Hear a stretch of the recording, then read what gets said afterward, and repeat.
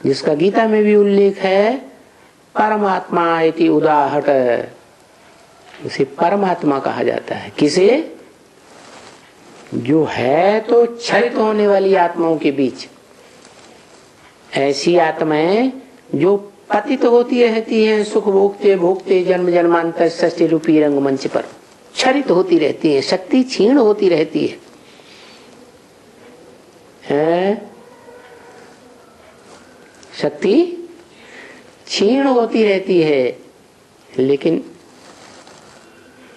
जो भी शरीरधारी आत्माएं हैं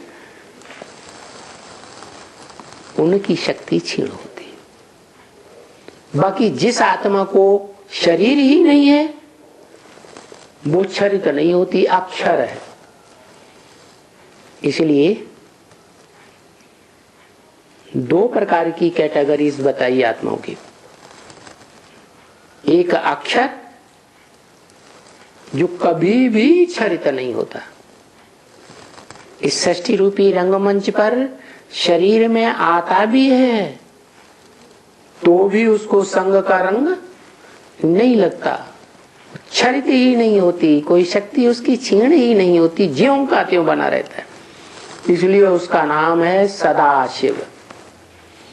परंतु वो कहता है मैं इस सृष्टि पर आता ही इसीलिए हूं कि तुम बच्चों को नंबरवार आप समान बना कर जाऊं।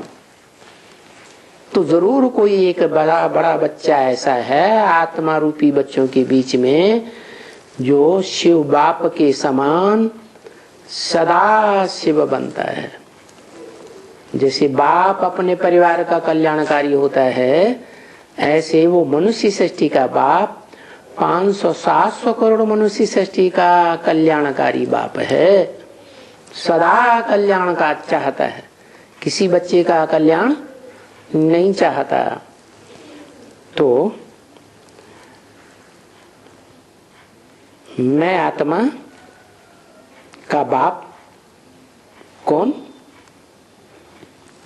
परमात्मा बाप।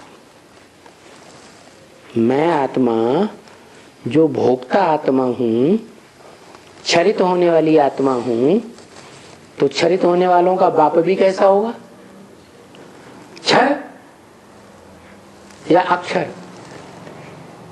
क्षर माने क्षरित होने वाला, बाप भी जरूर क्षरित होने वाला ही है। सृष्टि की आदि में जब तक संगम युग रहता है, नई सृष्टि सतयुग नहीं आती है, पहला सीन जब तक नहीं आता है तब तक अक्षर रहता है और फिर वो आत्मा भी क्षरित होना आरंभ होती है। लेकिन औरों के मुकाबले धीमी गति से क्षरित होती है या औरों की तरह तीव्र गति से? नंबरवार है, धीमी गति से क्षरित होती है। क्यों? कारण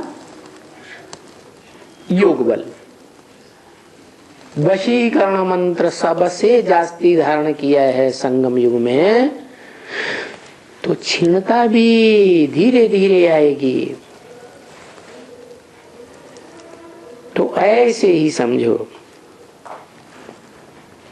वो भी समझ लो पक्का पक्का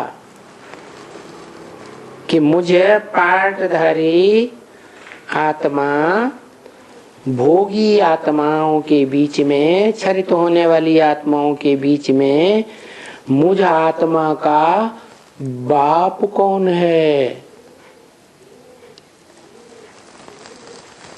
जिससे मुझे वर्षा मिलता है या हम सब मनुष्य मात्र को बाप का वर्षा मिलता है।